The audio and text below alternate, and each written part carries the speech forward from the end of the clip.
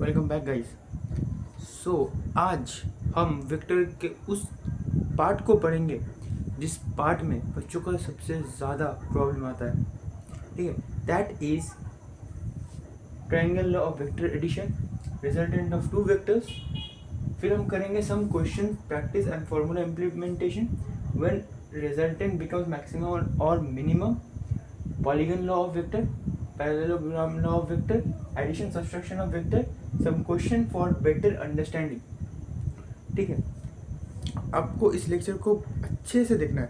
ठीक है, आप थोड़ा स्पीड बढ़ा के देख सकते हैं क्योंकि मुझे लगता है पर्सनली कि मैं थोड़ा स्लो बोलता हूँ। ठीक है, सो चलो लेट्स स्टार्ट। सो सबसे पहले जो हम पढ़ेंगे वो है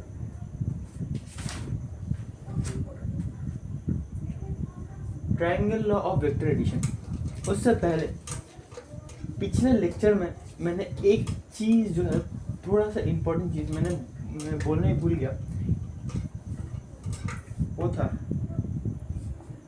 वो क्या था? वो था मैंने एक चीज़ बोलना भूल गया कि एंगल लेते कैसे। तो एंगल सपोज आपके पास एक ऐसा है, ठीक है, ऐसा दो वेक्टर है, उनके अंदर थीटा ये वाला है और इसके साथ ही और एक, तो सोचिए इसको मैंने ऐसे मोड़ा बट इसको बना दिया ऐसे। नहीं, इसको ऐसे नहीं बनाते हैं, इसके अंदर समझते हैं एक एंगल थीटा है। पर कुछ बच्चे होंगे, ज़्यादा चतुर बच्चे, वो क्या सोचेंगे, अरे यहाँ पे भी तो एक एंगल बन रहा है जो कि 360 डिग्री माइनस थीटा है, 360 माइनस थीटा है। तो इसमें जो प्रॉब्लम आता है, हम लेते किसको है? सो समझना, नोट में लिख लीजिए,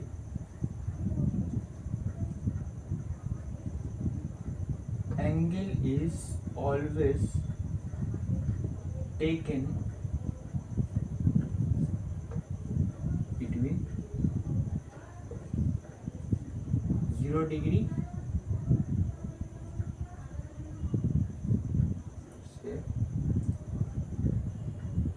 सो ये जो है एंगल का रेंज है 0 से लेके 80 के बीच, या 0 डिग्री और 80 डिग्री इनमें ही एंगल बनेगा। तो हम लोग यूजुअली क्या लेते हैं, जो राइट वाला होता है, राइट हैंड थंब रूल, उससे हम बेसिकली कैलकुलेट करते हैं। पर हमारे पास सम टाइम ऐसा वेक्टर बन जाता है, तो जो एक वेक्टर है ऐसा और एक वेक्टर बन गया ऐसा, तब सोचिए ये ऐसा है और ये ऐसा है, ये X axis and Y axis, इसमें जो है यहाँ पे दो थीटा बन रहा है, आपको क्लियरली दिख रहा है। जो राइट हैंड थंब रूल जब हम लगाएंगे तो इसमें क्या बन रहा है कि 180 डिग्री से ज़्यादा बन रहा है, पर इसमें आप देखेंगे इसमें 180 डिग्री से कम बन रहा है, तब हम ये थीटा यूज़ करेंगे। ठीक है, ये एक इम्पॉर्टेंट फैक्ट था कि कल मैं मिस कर गया, नहीं पता कैसे। ठीक है, आप इसको ज़रूर नोट कीजिएगा। तो आई होप आपने नोट कर लिया होगा। तो साइड हट जाता हूँ। ठीक है, अब तक तो आपने नोट कर लिया होगा। So let's move on to the main topic जो है हम करने वाले आज। उसमें जाते हैं कि triangle law of vector addition. अगर आपने फिजिक्स को समझा और मेरे लफ्ज़ों पर ध्यान दिया तो आपको ये ज़रूर ज़रूर ज़रूर समझ आएगा। So what is this? So हम दो वेक्टर को कैसे ऐड करते हैं और तीसरा वेक्टर निकालते हैं, समझ नहीं आया? ठीक, मैं बोल के बताता हूँ। सोचिए एक ऐसा वेक्टर है, सोचिए एक ऐसा वेक्टर है और एक ऐसा वेक्टर है। ये नहीं लेते हैं, कुछ इजी रहे। ऐसा वेक्टर है, हमको निकालना है। हमको क्या निकालना है? इसके इनिशियल पॉइंट से इसका फाइनल पॉइंट के अंदर कितना डिस्टेंस है, हमको वो निकालना है। आपको वो कैसे निकालेंगे? क्या हमने नहीं पढ़ा था पिछले लेक्चर में, पैरेलल शिफ्टिंग ऑफ वेक्टर्स? तो हम वही करेंगे, इसको यहाँ पे ला देंगे। ठीक है, फिर हम क्या करेंगे, इनिशियल पॉइंट से एक फाइनल पॉइंट तक एक वेक्टर ड्रॉ करेंगे, यही वेक्टर को हम बोलते हैं रिजल्टेंट वेक्टर। रिजल्टेंट वेक्टर और कुछ नहीं होता, resultant vector is the vector which calculates the distance between two vector starting from the first vector's initial point to final vector's final point। ठीक है, और याद रखना ट्रायंगल लॉ है मतलब एक्चुअली रिजल्टेंट दो वेक्टर के बीच में निकलता है। ठीक है, सबको अगर तीन एक से ज़्यादा मतलब दो से ज़्यादा होता है तो हम लोग पहले दो वेक्टर का निकालेंगे, फिर उसके साथ दूसरा वेक्टर का निकालेंगे, रिजल्टेंट के साथ दूसरा वेक्टर, फिर हम वो पॉलीगॉन लॉ में पढ़ेंगे। ठीक है, पहले इसको समझो। मैंने एक वेक्टर लिया, उसका इनिशियल ये पॉइंट था और मुझे कैलकुलेट करना था इनिशियल पॉइंट से दूसरे वेक्टर का फाइनल पॉइंट का डिस्टेंस। ठीक है, वो कैसे निकालेंगे? सो हमने पढ़ा था कि वेक्टर को हम यूजुअल अलजेब्रा से नहीं कर सकते, हमको ऑलवेज इम्प्लीमेंट वेक्टर अलजेब्रा करना पड़ेगा।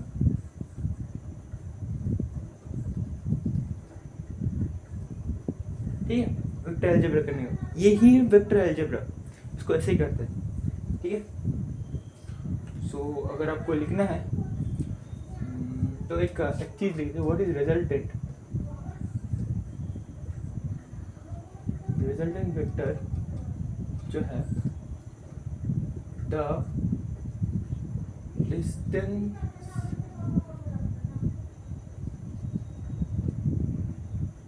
एक्चुअली इसको हम डिस्प्लेसमेंट ज़्यादा लिख सकते हैं, डिस्प्लेसमेंट लिखते हैं डिस्प्लेसमेंट। अगर डिस्प्लेसमेंट टर्म यूज करेंगे magnitude with vector, magnitude with direction को हम समझा पाएंगे। The displacement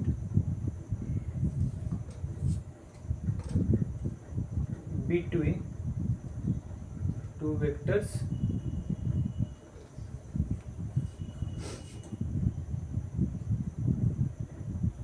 from first vector's initial point to second vector's final point। मैंने इनिशियल फाइनल पिछले लेक्चर में बोला था, अगर आपने नहीं देखा प्लीज़ आप चेकआउट कीजिए, क्योंकि मैं हर टर्म अगर समझाता जाऊँगा तो वीडियो बहुत बड़ा हो जाएगा। ठीक है, सो आप इसको याद कैसे रखिएगा, कुछ नहीं, जस्ट पहला वेक्टर का पूछ और दूसरे वेक्टर का मूछ। अब हेड को मूछ बोल दीजिए तो इजी होगा, पहला वेक्टर का पूछ, दूसरे वेक्टर का मूछ, पूछ मूछ ऐसा याद रखिए, पूछ मूछ। अब दोस्तों भी सोचेंगे ये संकी इंसान है, तो जब रिजल्ट निकलेगा तब वो संकी इंसान। ठीक है, क्यों उन्होंने आपको शक किया। सो इस वेक्टर का इनिशियल पॉइंट से दूसरे वेक्टर का फाइनल पॉइंट के बीच जो डिस्टेंस है, हम इसको रिजल्टेंट वेक्टर बोलते हैं। और हम वेक्टर में इसको यूजुअली अगर हम इसको ए वेक्टर पकड़ते हैं, इसको बी वेक्टर पकड़ते हैं, हम इसको आर वेक्टर से डिनोट करते हैं, क्योंकि आर रिजल्टेंट वेक्टर को दिखाता है, तो इसको आर से डिनोट करता है। कुछ भी ले सकते हैं, कुछ भी। ठीक है, सो यही है। ठीक है, कहाँ गया?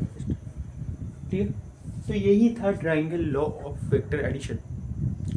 ठीक है, अगर चलो आप एक स्क्रीनशॉट ले सकते हैं, लिख सकते हैं, आई होप आपने लिख लिया होगा। तो अब जो नेक्स्ट टॉपिक है वो है रिजल्टेंट ऑफ वेक्टर।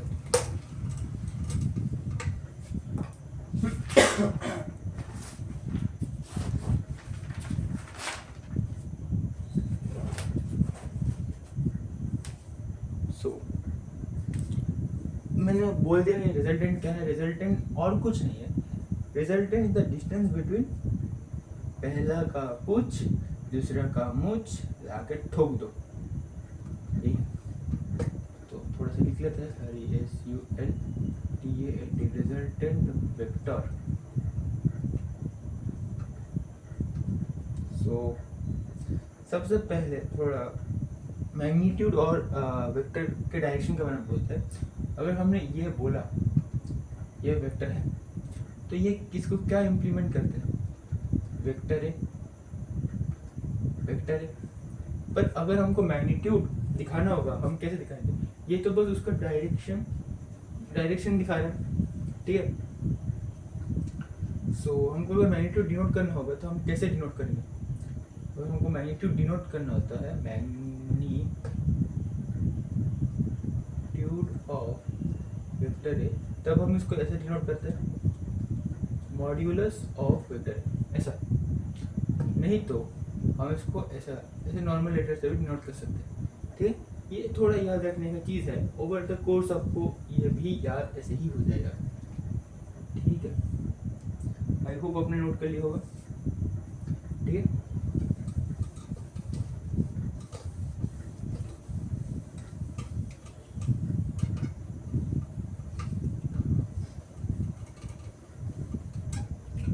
सो अगर हम एक वेक्टर ऐसा बनाए, एक ऐसा वेक्टर है, एक ऐसा वेक्टर है,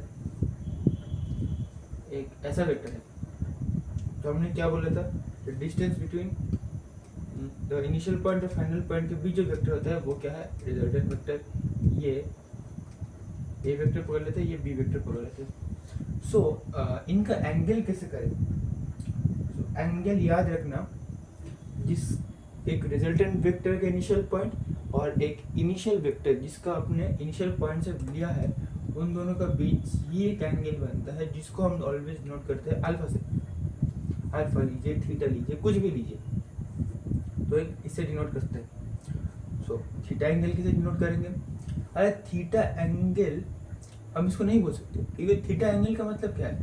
दो वेक्टर, अरे इसको वेक्टर हमने बनाया है खुद, ये डिस्टेंस वेक्टर, डिस्प्लेसमेंट वेक्टर है, पर दो वेक्टर का बीच में जो एंगल बनता है वो है थीटा एंगल। क्या इसको हम पैरेलल नहीं कर सकते? हाँ कर सकते हैं, जरूर कर सकते हैं। तो ये ऐसा नहीं बनेगा, थीटा थीटा नहीं बनेगा, क्योंकि ऐसा डायग्राम बनता है। ये कुछ ज़्यादा बड़ा हो गया उसे यार, ठीक है। तो एक ऐसा बनता है बेसिकली, ये एक राइट एंगल ट्रायंगल बनता है, ठीक है।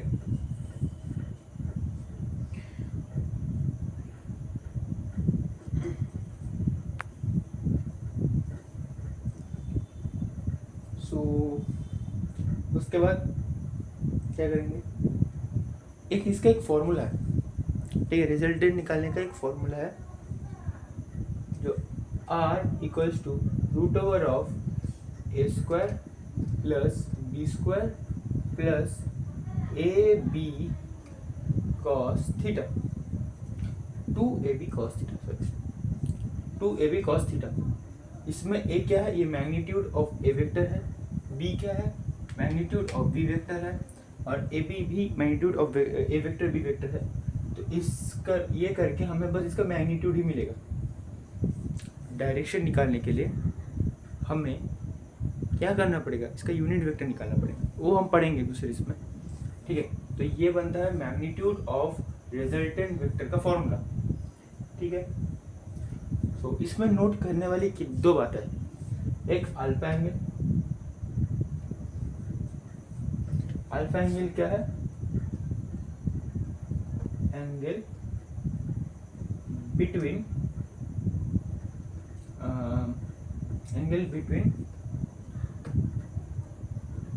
रिजल्टेंट एंड फर्स्ट वेक्टर, और थीटा क्या है? Angle between two vector. और इसको अच्छे से लिख दे रहे हो,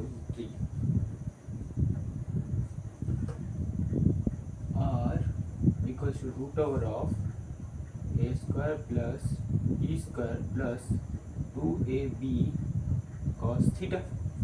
तो ये फॉर्मूला आपको याद रखना है यार, अब ओवर द टाइम इसको भी याद ऐसे ही हो जाता है।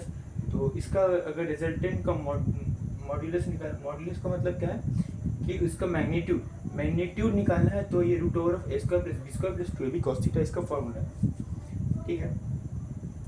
और एक आता है, तो इसका एंगल कैसे निकालेंगे? ठीक है, हम लोगों को नोन होता है ए वेक्टर बी वेक्टर, हमें क्या निकालना है? इस अल्फा का एंगल। तो इसका फॉर्मूला होता है tan alpha equals to B sine b sine theta plus A plus B cos theta. So ये क्या है, b sine theta actually component of vector है, जो कि हम अगले लेक्चर में शायद पढ़ेंगे। सो अगर tan अल्फा का बात करें तो tan alpha equals to B sine theta by A plus B cos theta. अगर आप कोई समझ नहीं आ रहा है उसलिए तो मैंने क्वेश्चन लाया है, क्वेश्चन से हम इसको बेटर अंडरस्टैंड कर सकते हैं। इन दोनों को आप लिख लीजिए, ठीक हो गया? आई थिंक हो गया होगा।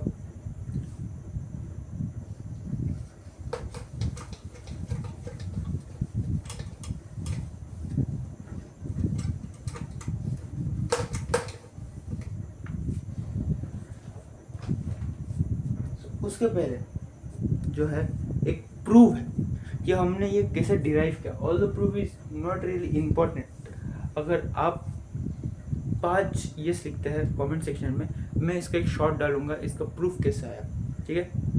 सो हम मूव ऑन करते हैं, ठीक है? ऐसे भी तो मूव ऑन हो नहीं रहा है, बड़ा दुख करता है। सो एक क्वेश्चन मैं लिखता हूँ, फिर आपको वो क्वेश्चन करके दिखाता हूँ। सो मैंने एक क्वेश्चन ले लिया है for better understanding of the rules of vectors. So एक ये क्वेश्चन कह रहा है, if two vectors a vector and B vector of same magnitude x, तो इनका हम लिख लेंगे सॉल्यूशन में। गिवन क्या है, गिवन क्या है, ए वेक्टर का मैग्नीट्यूड दिया है एक्स और बी वेक्टर का भी मैग्नीट्यूड एक्स ही है। are acting at a point at angle 60 degree. यार ये 60 डिग्री अल्फा है या थीटा है, समझ नहीं आ रहा, कैसे समझे? अरे बुड़बक, यहाँ पे क्या दिया है, ए वेक्टर और B vector at same magnitude are acting at a point at angle 60 degree. क्या दिया है, ये दो वेक्टर, क्वेश्चन को समझो। बोल रहा है क्वेश्चन में एक क्या हो रहा है, क्वेश्चन में क्या हो रहा है कि ये जो एंगल, ये जो वेक्टर है, इनके बीच का एंगल क्या है? इनके बीच का एंगल है 60 डिग्री, ना कि अल्फा एंगल। अल्फा एंगल आप तभी निकाल सकते हो जब यहाँ पे ऑलरेडी जो है रिजल्टेंट मेंशन किया होगा, ठीक है? सो ये क्या है, थीटा है। सो हमारे पास क्या है, थीटा है, इट इज 60 डिग्री। तो 60 degree, find magnitude of the resultant, magnitude निकालना है रिजल्टेंट का, and angle made by C. C vector यहाँ पे क्या है, सी वेक्टर ये रिजल्टेंट है, रिजल्टेंट। तो ये रिजल्टेंट है विथ ए वेक्टर, ठीक है? सो चलिए निकालते हैं। तो हमें पहले क्या निकाला, मैग्नीट्यूड ऑफ रिजल्टेंट निकाला है। क्या है मैग्नीट्यूड ऑफ रिजल्टेंट का क्या फॉर्मूला था? हाँ सही। सो मैग्नीट्यूड का रिजल्टेंट का फॉर्मूला होता है ए square plus B square plus 2ab cos theta. So हम इसमें स्क्वायर बैठाएंगे, जो कि है एक्स स्क्वायर प्लस 2, ये x into x is x square, और कॉस थीटा का वैल्यू कितना आता है, कॉस 60 डिग्री का वैल्यू होता है 1/2। If anyone is wondering, cos 60 का वैल्यू होता है 1/2। सो पुटिंग 1/2 हियर, काट दिया चेक कुचुक, और इसको लिख दिया 3x स्क्वायर, और इसको लिख सकते हैं x बराबर 3, क्योंकि x स्क्वायर है ना, ये बाहर भी आ सकता है, ठीक है? ये तो इसका मैग्नीट्यूड निकल गया। हमें क्या पूछा है, एंगल पूछा है, angle made by C vector with A vector, ठीक है? अब इसका एंगल, अरे एंगल का फॉर्मूला क्या था? हाँ मैंने सही कहा है, tan alpha equals to B sine theta plus A plus B cos theta. ये बी साइन थीटा क्या है, ये साइन थीटा कैसे निकला? हमें तो कॉस थीटा का वैल्यू बताया, साइन थीटा कैसे निकला? अरे थीटा का एंगल क्या है, 60 डिग्री, तो साइन थीटा कितना आता है, साइन 60 डिग्री कितना आएगा, इस √3/2, इज √3/2। सो अब b देखिए ये √3/2 डायगोनल में बैठा दीजिए, ये b के साथ मल्टीप्लिकेशन में है, तो b का क्या लिखिए, मैग्नीट्यूड लिखिए x इंटू √3/2, a का कितना है x है, प्लस b cos थीटा, अब ये b cos थीटा मतलब x इंटू 1/2, ले लीजिए 2 ऑफ √3x, इसको ऐसे घुमा देंगे तो ये क्या बन जाएगा, तो ये क्या है x/2 है, तो ये 3x/2 बन जाएगा, 3x/2, ये ऊपर ये डिवीजन है, बोलिए थोड़ा जगह कम है बोल के मैंने ऐसे किया, ये ऐसे ऐसे कट दिया, ये ऐसे ऐसे कटा। इफ एनीवन इज वंडरिंग √3/3 क्या होता है, क्या कर सकते हैं हम, ऐसे लिख सकते हैं 3 को ऐसे लिख सकते हैं, 3 को ऐसे लिख सकते हैं √3 इंटू √3, हाँ यही तो है ना, √3 इंटू √3 तो 3 होता है ना। सो हम इसको लिखेंगे, क्या लिखते हैं, चलो ऐसा लिखते हैं। सो यहाँ पे क्या आया है, √3/3 आया है, तो हमने इसको ऐसे लिखा √3/3 इंटू √3 एक √3 करता 1/√3, देन अल्फा को कौन सा वैल्यू में √3 आता है, कौन सा एंगल में 1/√3 आता है, alpha equals to 30 degree. Yes, excellent guys, I hope आपको ये समझ आया होगा, नहीं समझ आया तो मैं और एक बार बोल देता हूँ क्वेश्चन क्या है। ये हमने दो वेक्टर है हमारे पास, और वो दो वेक्टर के बीच का जो एंगल है वो है 60 डिग्री। हमें क्या निकालना है, मैग्नीट्यूड ऑफ द रिजल्टेंट निकालना है, और हमें angle made bye resultant vector and A vector. कुछ बच्चे होंगे वो सोचेंगे अरे आपने तो बताया था कि रिजल्टेंट वेक्टर को हम आर से दिखाते हैं, अरे बोल, उसके बाद भी मैंने बोला था कि हम कुछ से भी दिखा सकते हैं। हमारा फेवरेट कलर है पिंक, हमने लिया पी, चलो पी से दिखाएंगे। नहीं, कुछ बच्चे ऑफेंड हो गए, हम बोलेंगे मेरा तो भाई लाल है, दिल बेटा लाल नहीं है, दिल तो काला ही है, क्या ही कर सकते हैं, फिर भी आपको लाल पसंद है, आर से दिखा दिया। किसी बच्चे ने बोला मुझे तो चटनी पसंद है, तो उसने सी से दिखा दिया। अरे भाई अब कुछ से भी दिखाइए, ये तो एक वेरिएबल है ना, इसका स्पेसिफिक वैल्यू बाद में मेंशन होता है, पर ये एक वेरिएबल है तब तक के लिए, हम बस इसको डिनोट करते हैं। सो ये रिजल्टेंट और विथ ए वेक्टर, ठीक है। सो आपने गिवन सब लिख लिया, फिर आपने रिजल्टेंट का फॉर्मूला लगाया, क्या है रिजल्टेंट का मैग्नीट्यूड का formula, that is √(a² + b² + 2ab cos theta. So फिर आपने इसको वैल्यू पुट किया, निकाला √3x²।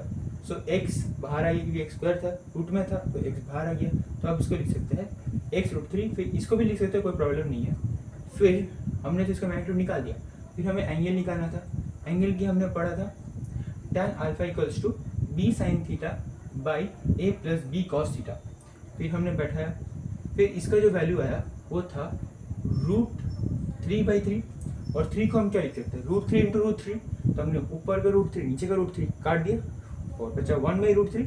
1/√3 कौन सा एंगल में आता है, tan का 30 डिग्री। सो इन दोनों का ये आंसर है, ठीक है। Hope you understood it well. मैंने दो फॉर्मूला एक ही क्वेश्चन में लेने का कोशिश किया है। मैं और एक क्वेश्चन करता हूँ, लिखता हूँ, पर वो मैं खुद नहीं करूँगा, आपको खुद करना है और कमेंट्स में बताना है उसका क्या आंसर है, ठीक है। Which time stamp. सो मैंने एक क्वेश्चन दिया है, आपको ट्राई करना है खुद से। So if two vector A vector and B vector are at an angle of 45 degree to each other, find the magnitude of resultant vector, ये फाइंड करना है, और सेकंड क्या फाइंड करना है, the angle made between resultant vector and the first vector. So given क्या है, magnitude of, ये क्या दिया है 12 और ये दिया है 5, ठीक है। बी का मैग्नीट्यूड है 5 और ए का मैग्नीट्यूड है 12। होप आप क्वेश्चन कर पाएंगे, ठीक है। चलिए मूव करते हैं हमारे नेक्स्ट टॉपिक की ओर, which is maximum and minimum values of resultant vector. क्या है, maximum and minimum values of resultant vector. So अगर आप वैल्यूज मतलब उसका मैग्नीट्यूड, ठीक है, वैल्यूज हम उसका मैग्नीट्यूड को बोलने के लिए बोलते हैं। सो अगर आपने नोटिस किया होगा, इसका हम मैग्नीट्यूड का फॉर्मूला जब लिखते हैं, आप मेरे साथ साथ बोलिए, root over of A square plus B square plus 2ab cos theta. हमने देखा है, ये देखिए, ये दो वैल्यू तो पूरा ही कांस्टेंट है, पूरा ही क्वेश्चन में गिवन है, या फिर और थ्रू आउट द टाइम ये वेक्टर का वैल्यू चेंज नहीं होता है, क्योंकि अगर वेक्टर का वैल्यू चेंज हुआ तो वेक्टर चेंज हो जाएगा। पर हमें तो कॉस थीटा का वैल्यू नहीं मालूम है। कॉस थीटा सेम ही वेक्टर के लिए अलग अलग हो सकते हैं, ठीक है, और तो वो भी एक स्पेसिफिक एंगल ही आएगा, क्योंकि ज़्यादा एंगल बना दो वेक्टर के बीच में तो एंगल का डायरेक्शन चेंज हो जाएगा और वेक्टर भी बदल जाएंगे, ठीक है। तो ये पूरा ही डिपेंडेंट है इस थीटा का ऊपर। ये थीटा का वैल्यू जितना ज़्यादा वो उतना ज़्यादा, थीटा का वैल्यू जितना कम, एक्चुअली उल्टा है, तो कॉस थीटा के ऊपर डिपेंडेंट है। सो अगर हम, तो ये directly proportional to cos theta, ठीक है। तो ये कॉस थीटा का मैक्सिमम वैल्यू कब आता है? सोचिए, अगर आपको कॉस थीटा का रेंज के बारे में नहीं पता है, कॉस थीटा का जो रेंज है, रेंज का मतलब आउटपुट, ठीक है, आप कोई भी वैल्यू दीजिए, इसको कोई भी एंगल दीजिए, ठीक है, वो जो आउटपुट देगा वो इन्हीं दो वैल्यू के बीच में होगा, दैट इज -1 से +1। क्लोज ब्रैकेट क्या समझाता है? क्लोज ब्रैकेट जो है क्लोज इंटरवल समझाता है। मतलब अगर ये एक लाइन बना, नंबर लाइन बना, और ये सोचिए 1 है और सोचिए -1 है, सो ये इंक्लूड करेगा इसको, क्लोज ब्रैकेट इन दोनों वैल्यू को इंक्लूड करेगा। अगर ओपन ब्रैकेट है, ठीक है, और यहाँ पे 1 -1,1 है, मतलब इसे जस्ट मतलब -0.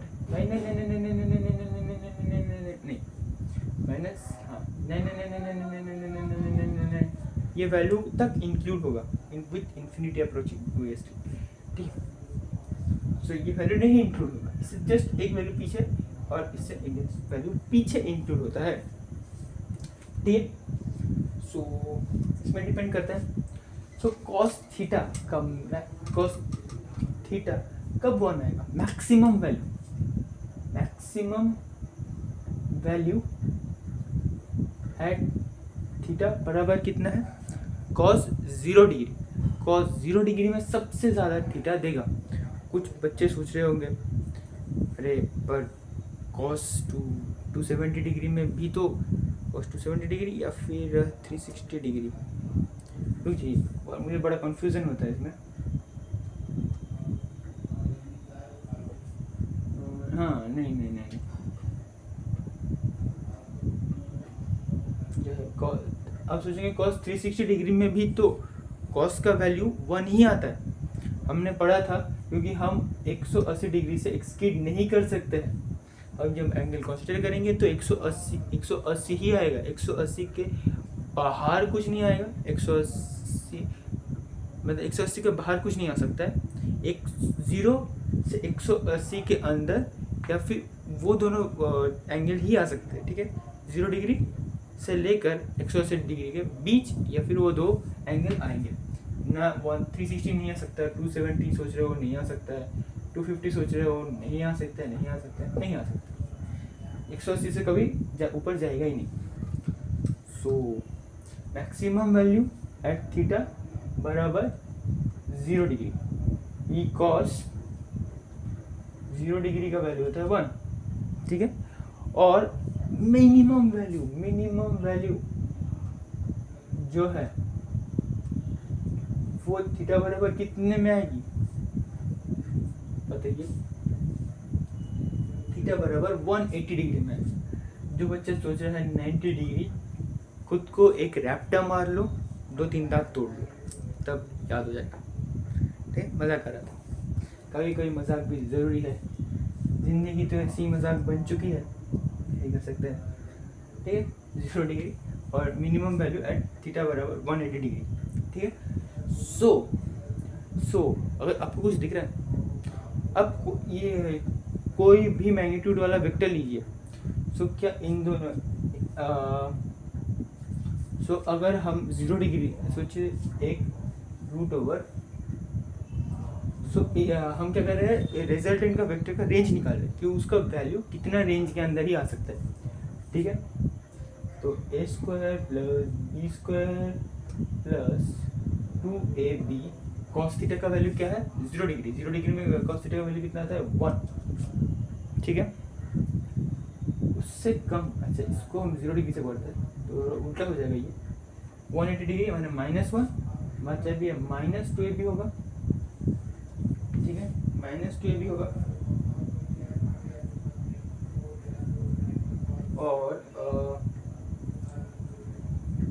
-2ab, फिर उससे बड़ा इसका रिजल्ट ये, फिर उससे बड़ा इसका resultant a square plus B square plus 2ab, इन दोनों का बीच में वैल्यू आएगा। ठीक है,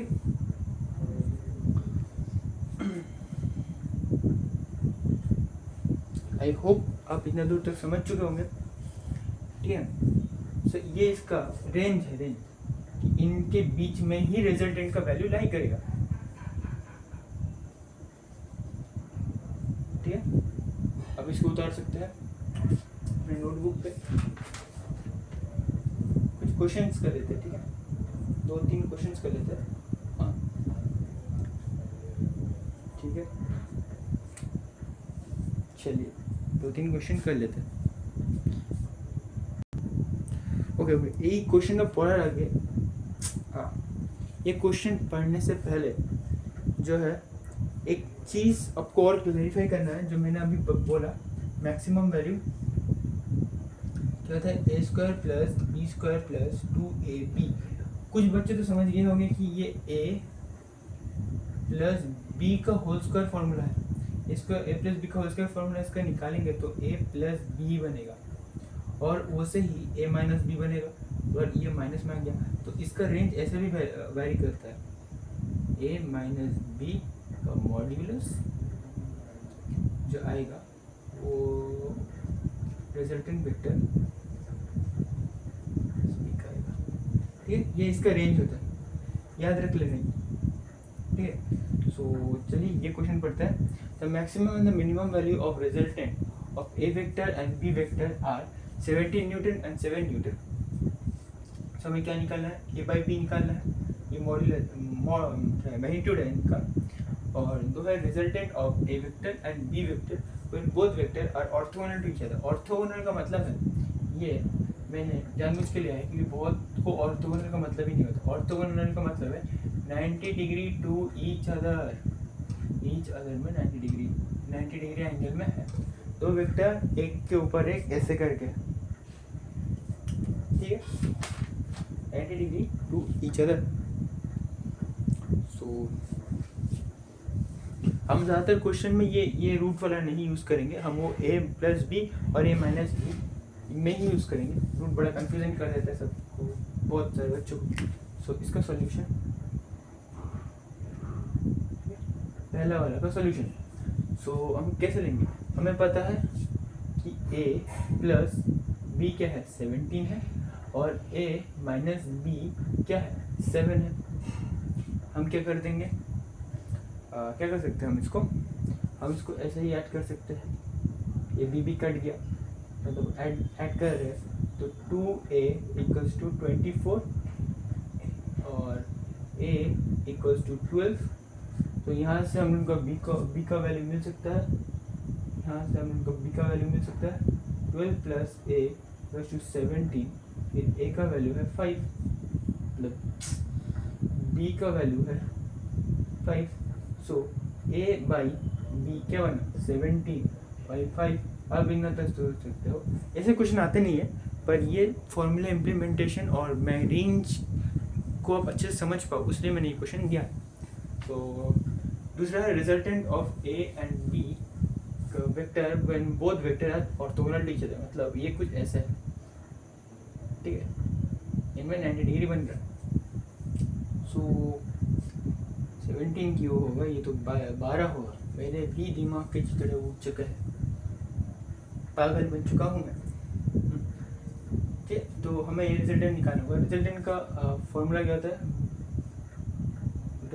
a square plus b square plus 2ab cos theta.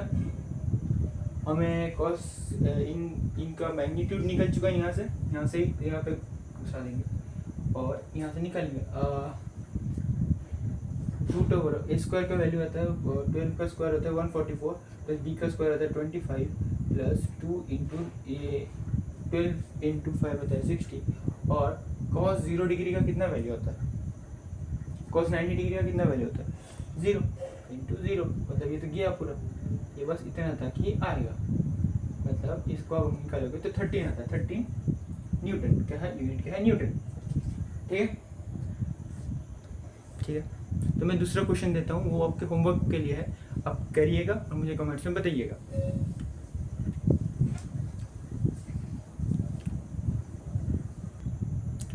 So ये क्वेश्चन है कि maximum and minimum value of the resultant of two vector is 10 unit and 6 unit if each force is increased by 3 unit by keeping the direction same, find resultant of new vector which are orthogonal to each other। ठीक है, I hope आप ये कर पाएंगे, अगर नहीं कर पाए तो कमेंट कीजिएगा नो। अगर मैंने देखा कि ज़्यादा कमेंट नोज में आ रहे हैं तो मैं इसका भी सॉल्यूशन नेक्स्ट लेक्चर में ज़रूर लाऊंगा। तो चलिए हम मूव करते हैं नेक्स्ट टॉपिक की ओर, विच इज़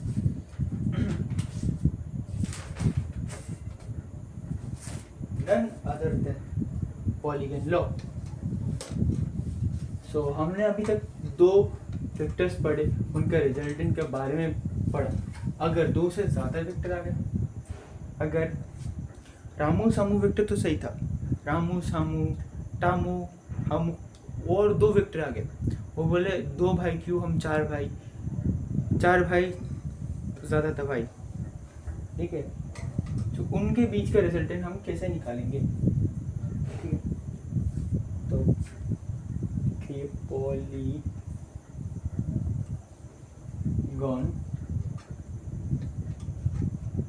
पॉलीगॉन लॉ, इसको कैसे निकालेंगे। सोच पहले इसको इमेजिन कीजिए, एक वेक्टर ऐसा है, एक वेक्टर ऐसा है, एक वेक्टर ऐसा है, एक वेक्टर ऐसा है। सो इनके बीच का डिस्टेंस कैसे निकालेंगे, सोचिए कैसे निकालेंगे।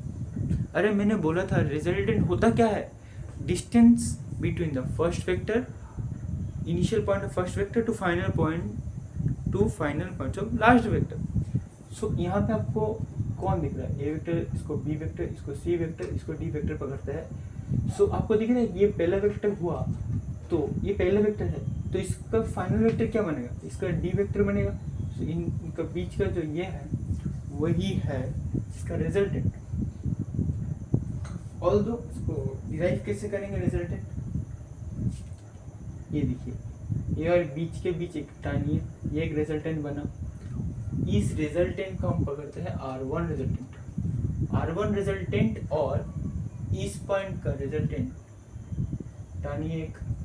सो ये क्या बना, R2 रिजल्टेंट। आप देख सकते हैं ये भी एक इनिशियल पॉइंट मतलब रिजल्टेंट बना और ये भी, तो हम ये निकाल सकते हैं ऐसे करके। तो सबसे पहले कितना दिया है, अब ऐसे करके निकालेंगे, ठीक है। इसका रिजल्टेंट निकालेंगे, फिर इसका रिजल्टेंट के साथ ये वाला वेक्टर का रिजल्टेंट निकालेंगे, फिर इस वाला रिजल्टेंट के साथ इस वाला वेक्टर का रिजल्टेंट निकालेंगे, वही रिजल्टेंट बन जाएगा इनिशियल पॉइंट से फाइनल पॉइंट। समझ गए, यही है पॉलीगॉन लॉ। आपको लोग बड़ा चढ़ा के बोलेंगे ये होता है वो होता है, कुछ नहीं, यही सिंपल चीज़ है। लोग रिजल्टेंट में ज़्यादा कन्फ्यूजन बन जाता है। ये रिजल्टेंट होता क्या है, वो सोचते हैं कुछ अलग ही चीज़ है, कुछ अलग चीज़ नहीं है भाई। वो क्या है, वो बस एक डायरेक्शन है कि इनिशियल पॉइंट, पहले वेक्टर का इनिशियल पॉइंट से लास्ट वेक्टर का फाइनल पॉइंट तक कितना डिस्टेंस, कितना डिस्प्लेसमेंट है, मतलब उनके बीच में कितना डिस्प्लेसमेंट है और वो कौन सा डायरेक्शन में, वही बस एक रिजल्टेंट बताता है। ठीक है, अगर अपने रिजल्टेंट क्या बताता है और क्या होता है, अगर ये समझ लिया तो सब लॉज आपके सामने फीके है। ठीक है, सो अगर आप एक चीज़ लिखना चाहो, जैसे मैंने बता ही दिया, सो आप ऐसे लिख सकते हो, ये एक वेक्टर है, ये एक वेक्टर है बी वेक्टर, ये एक सी वेक्टर है, इनके बीच का रिजल्टेंट कैसे निकालेंगे, ऐसे टर्म देंगे, ये एक रिजल्टेंट निकल गया। सो अगर रिजल्टेंट और सिग्निफ ऐसे भी कर सकते हैं, एक रिजल्टेंट इसको ऐड करके इसको ऐड करके आता है। ठीक है, सो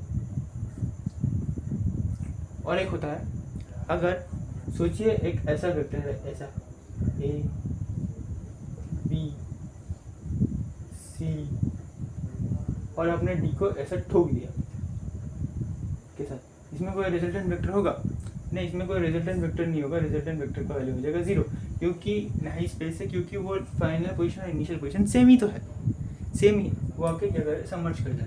तो यही था पॉलीगॉन लॉ, इससे ज़्यादा कुछ पॉलीगॉन लॉ है नहीं। तो ये है पैरेललोग्राम लॉ ऑफ वेक्टर। ठीक है,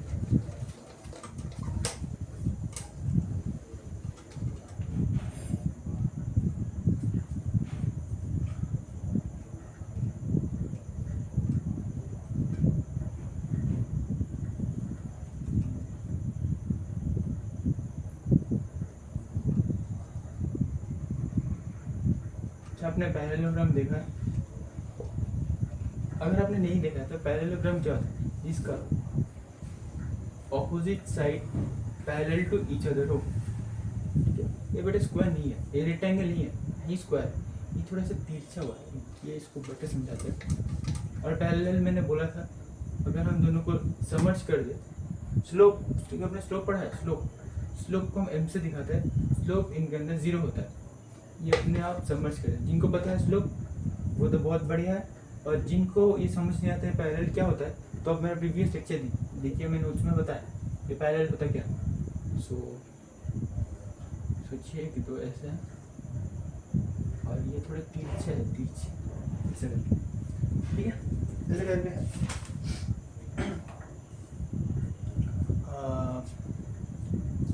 ऐसे करके आपको समझ आएगा क्या कि थोड़ा बेटर समझने की कोशिश करता हूँ मैं। देखिए, एक वेक्टर ऐसा है और एक वेक्टर ऐसा है, बी वेक्टर। क्या हम इस ए वेक्टर को ऊपर ले जा सकते हैं? कोई शिकायत, कोई दुविधा नहीं है ना, क्योंकि ये पैरेलल शिफ्टिंग ऑफ वेक्टर्स है ना, तो ये एक ऊपर ए ऐसे भी जा सकता है और बी को हम ऐसे भी ला सकते हैं, अपने मन मर्जी यार, क्योंकि इनका भी एंगल जो बनेगा, इनका भी एंगल वही बनेगा।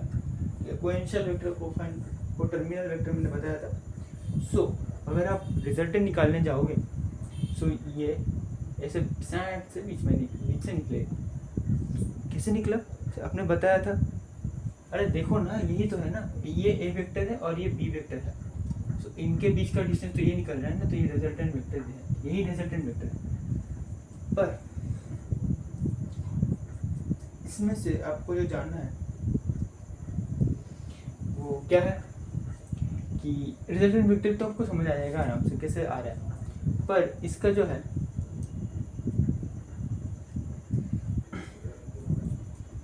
तो रिजल्टेंट वेक्टर एक्चुअली क्या होता है? रिजल्टेंट वेक्टर होता है ए प्लस बी, तभी तो ये रिजल्टेंट वेक्टर आया है। ये वेक्टर और इस वेक्टर को हम लोग अलजेब्रिक ऐड कर रहे हैं, फिर ये रिजल्टेंट वेक्टर आ रहा है। पर इसको बोलते हैं एडिशन वेक्टर। हम ये ऐड करके मिल रहा है, पर हमें इसका सब्सट्रैक्शन करके क्या मिलेगा? ए प्लस बी तो मिल गया, पर ए माइनस बी करके क्या मिलेगा? तो देखिए हम लोग वेक्टर में ऐसे माइनस नहीं करते, जैसे हम नॉर्मल अलजेब्रा में करते हैं, जैसे माइनस हम वेक्टर में नहीं करते।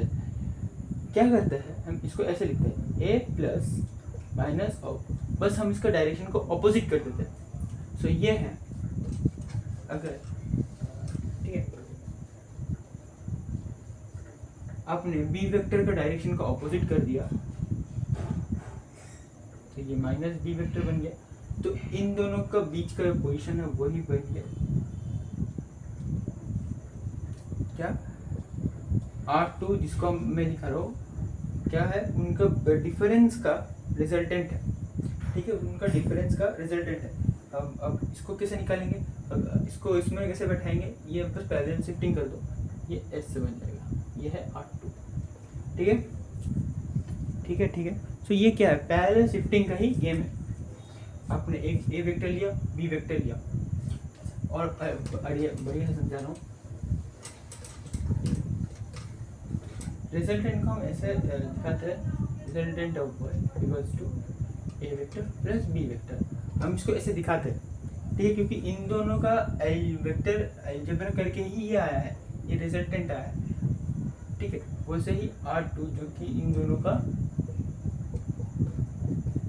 सब्सट्रैक्ट करके आया, और जो सब्सट्रैक्ट बोल के कुछ होता नहीं है, ये सब्सट्रैक्शन इसका जो दूसरा वेक्टर है उसका क्या ऑपोजिट डायरेक्शन दिखाता है।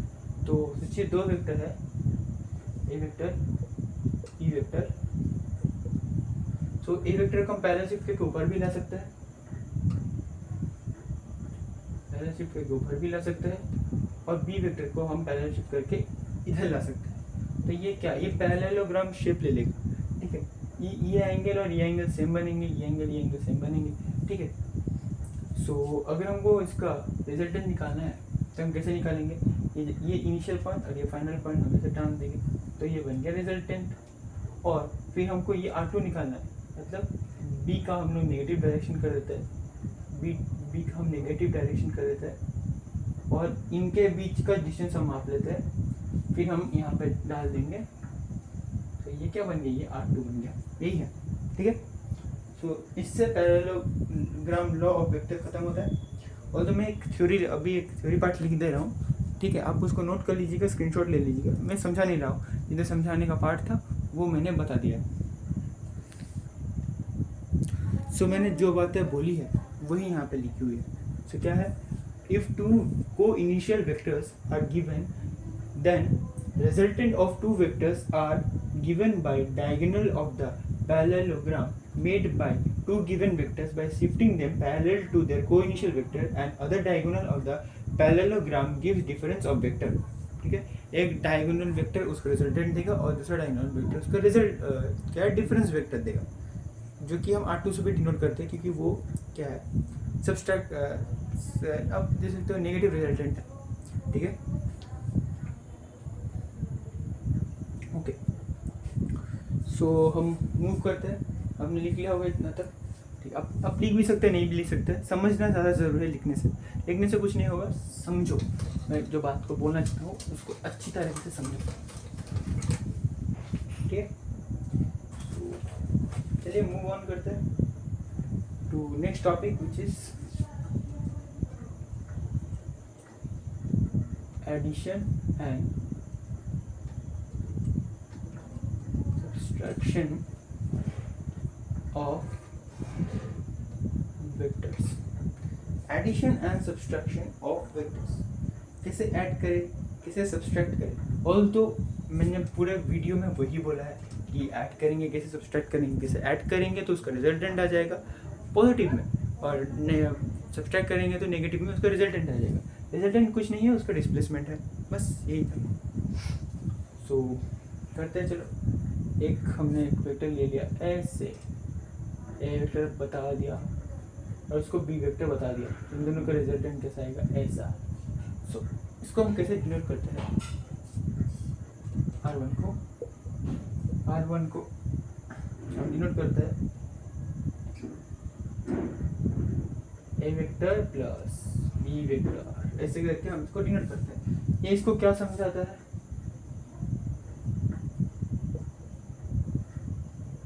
Addition of two vectors.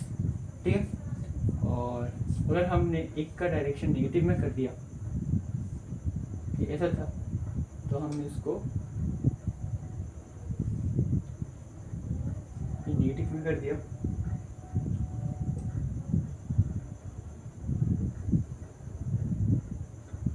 तो इसको R2 लिखे, तो R2 क्या देगा, इन दोनों का बीच का सब्सट्रैक्शन देगा, a माइनस बी। ऑल्दो मैंने बोला है माइनस बी कोई होता नहीं है, हम इसको a plus negative direction of b लिख रहे हैं, ठीक है, नेगेटिव डायरेक्शन ऑफ b लिख रहे हैं, तो ये क्या देगा,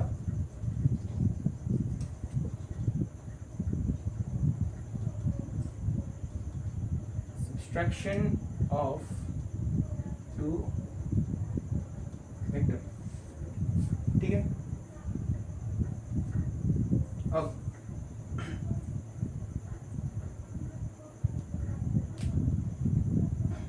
हमने क्या, चलिए अब इन रिजल्टेंट का हमने मैग्नीट्यूड का फॉर्मूला भी पढ़ा था, तो वही इनका बारे में भी पढ़ते हैं, फिर से पढ़ते हैं तो आप बढ़िया हो जाएगा, ठीक है। सो वो था, तो हमने क्या लिया, R1 equals to A vector plus B vector, ठीक है, ए वेक्टर और बी वेक्टर। सो ये एक ऐसा वेक्टर है और ये ए वेक्टर है, ये बी वेक्टर है, इनका बीच का एंगल क्या है, थीटा है, ये R1 है, ये अल्फा डिग्री है, अल्फा डिग्री अल्फा, ठीक है। सो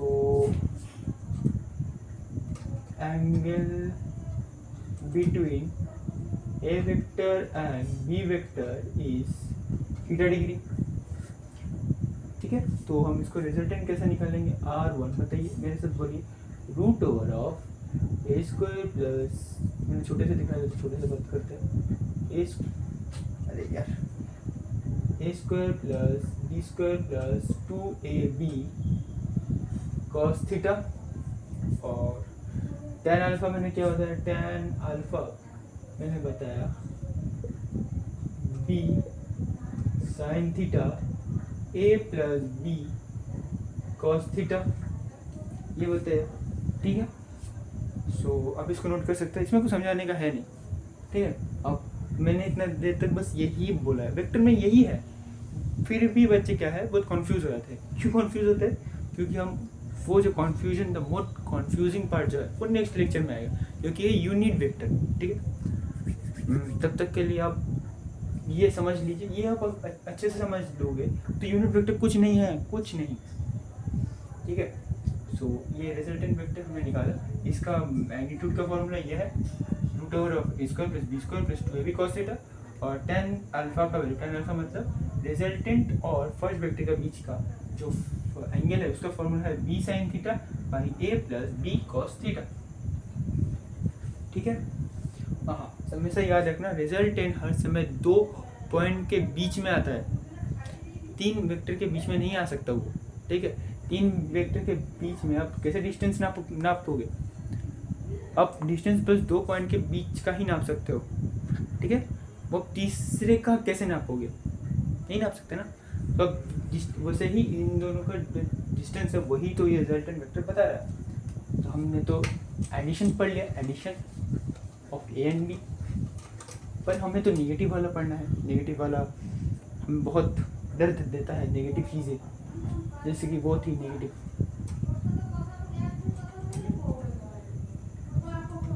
माइनस, ठीक है। और तो हम उसको और क्या लिख सकते हैं, बताइए, A vector of minus direction of, ठीक है।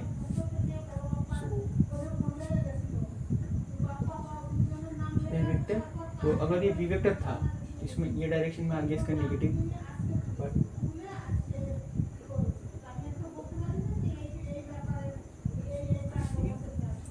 सो इनका जो एंगल था हमने पढ़ा था, ये एंगल क्या था, ये थीटा एंगल था, ये थीटा एंगल था। सो ये एंगल क्या बनेगा, बताइए, ये एंगल क्या बनता है, ये एंगल क्या बनेगा 180 डिग्री माइनस थीटा, और ये क्या है 180 डिग्री है, सही में 180 डिग्री है। सोचिए और बताइए मुझे।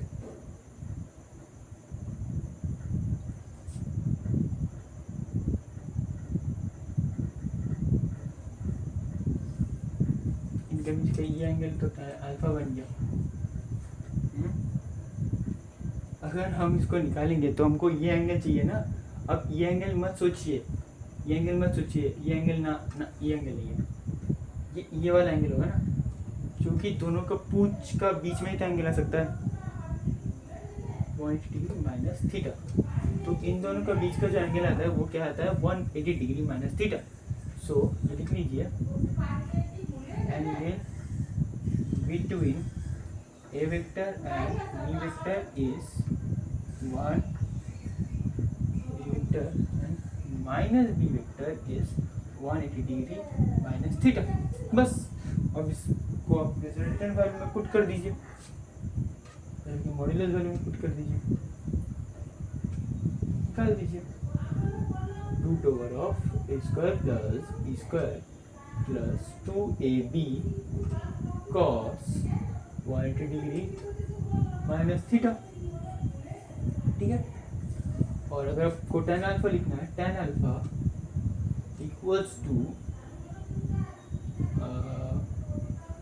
b sin 180 degree minus theta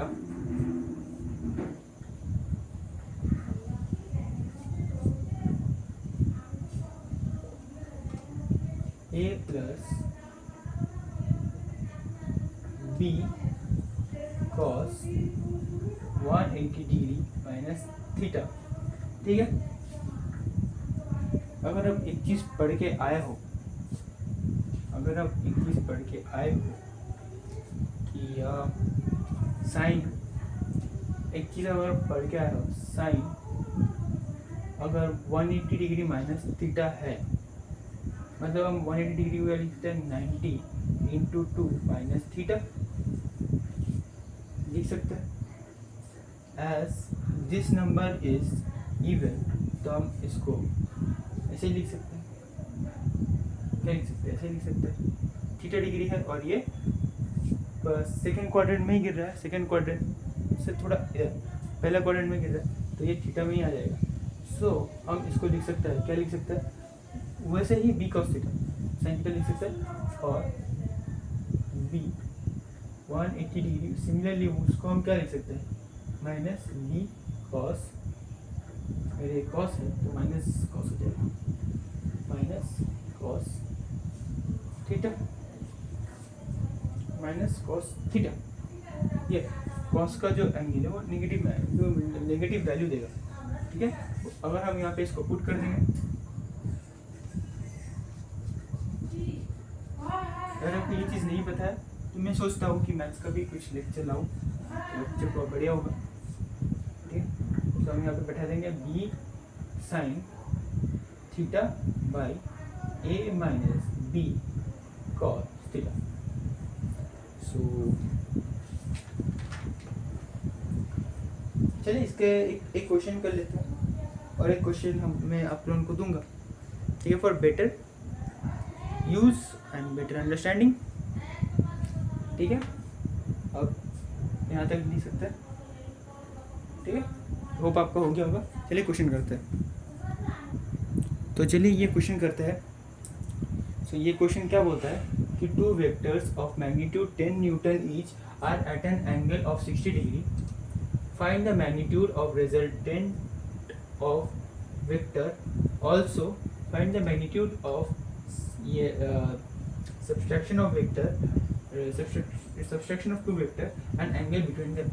तो नो सॉल्यूशन करते हैं। पहले क्या निकालेंगे हम, क्या निकालेंगे, दो वेक्टर सोचो, एक है ऐसा, एक ऐसा, जो कि 60 डिग्री में है, each other 10 Newton and 10 newton. Each के बीच में क्या बोला है, R1 निकालने बोला है। सो R1 का मैग्नीट्यूड निकालने बोला है, तो root over of a square मतलब 100 प्लस b स्क्वायर मतलब 100 plus 2ab 100 in 10 into 10 is 100, मतलब 200 इंटू cos 60 डिग्री इज 1/2, मतलब ये बना 100, सो ये बना 300 को क्या लिख सकते हैं 10√3। ये है इसका वैल्यू, R1 का वैल्यू, R1 का मैग्नीट्यूड। और ये निकालते हैं, नेक्स्ट निकालते हैं R2 का, मतलब सब्सट्रैक्शन वेक्टर निकालेंगे, subtraction of two vector. R2 कैसे निकालता है a का स्क्वायर प्लस इसका ही बस ऑपोजिट डायरेक्शन है, स्क्वायर प्लस b का स्क्वायर माइनस जो है, तो ऐसे भी माइनस ही आएगा, क्योंकि आप अगर cos 180 डिग्री माइनस थीटा करोगे, जो थीटा का वैल्यू है 60, तो ये बता है cos 120 डिग्री, cos 120 डिग्री का वैल्यू होता है 1/2, सो माइनस 1/2 मतलब माइनस 100, ठीक है। ये 200 से ये कटा तो ये माइनस आता, तो ये माइनस 100, सो ये बन गया 100, मतलब 10 न्यूटन, तो 10 न्यूटन ही आएगा, ओके, सो 10 न्यूटन। और एंगल बिटवीन देम पूछा तो हमने पढ़ा था tan alpha equals to b sin theta by a minus b cos theta, ठीक है। b क्या है 10, sin थीटा कितना है 60 डिग्री, sin 60 डिग्री का वैल्यू आता है √3/2, और a 10 minus b cos theta, b का वैल्यू है 10 इंटू माइनस सभी प्लस हो जाएगा 1/2, ठीक है। सो ये बन गया 5, ये बन गया 5, सो 5√3/15, सो इसको अगर लिखेंगे तो ये बनेगा √3/3, सो √3/3 बना। सो क्या लिख सकते हैं, क्या लिख सकते हैं बताइए मुझे। नहीं, एक्चुअली क्या बनेगा साइन थीटा, मतलब एक्चुअली 180 माइनस थीटा है ना, ये थोड़ा सा गलत है, थोड़ा सा गलत हो चुका है।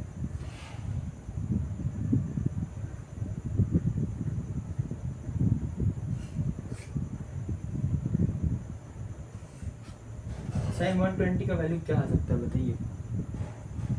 ये अब इसको ऐसा ना करिए, अब इसको मुझे भी ऐसा देखिए, मुझे भी जो कन्फ्यूजन हो चुका है 180 माइनस थीटा, और इसको भी 180 डिग्री माइनस थीटा कर दीजिए, तो ये b मतलब 10 इंटू 120 का वैल्यू आता है 1/2, ठीक है।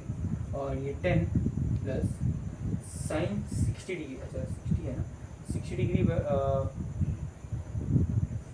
नहीं 1/2 कैसे आएगा, इसलिए तो √3/2 ही आएगा। अरे यार हो क्या रहा है यार जिंदगी, सही तो कर रहा था यार, 3/2, ठीक है। ये 10 इंटू 1/2 माइनस में आएगा, तो ये बन जाएगा माइनस में, होता है माइनस में था, सो ये बन गया माइनस, तो ये बन गया प्लस, ठीक है। और 5 सो ये बनेगा 5√3/15। अब करीब ये कटा ये कटा ये कट के क्या हो रहा है 3, सो हम 3 को और क्या लिख सकते हैं √3, और √3 इंटू √3 ये बना 1/√3। 1/√3 किसका वैल्यू होता है tan alpha equals to 30 degree का आता है 1/√3, तो ये 1/√3 हो गया, ठीक है। ठीक है, अगर मैंने कोई कहीं भी गलती की होगी कोई वैल्यू बैठाने में, तो आप प्लीज़ मुझे वो नोट आउट कीजिए और कमेंट्स में लिखिए, ठीक है। गलती मैं मन से नहीं करता हूँ, वो हो जाता है कभी कभी मेरे से भी, मैं भी इंसान हूँ, ठीक है। सो इसका और क्वेश्चन नहीं देता हूँ कि एक ही टाइप का क्वेश्चन बन जाएगा इसका भी, ठीक है। आप क्या कीजिए, अगर आप ये समझ चुके हैं, सो इस क्वेश्चन के ऊपर ही दे देता हूँ। अब मुझे बताना कि अगर ये 30 डिग्री है और इनके बीच 5 न्यूटन है तो ये क्या है, इसका आंसर क्या आएगा कमेंट्स में बताना, ठीक है। सो आज के लिए बस इतना ही। हमने आज वेक्टर का बहुत बड़ा वाला पोर्शन कवर कर लिया है। सो जो कि अक्सर बच्चों को दिक्कत देता है ये एडिशन वाला, क्योंकि ये एडिशन वाला ही ज़्यादा काम में आएगा। एडिशन और यूनिट वेक्टर यही काम में आता है काइनेमेटिक्स में।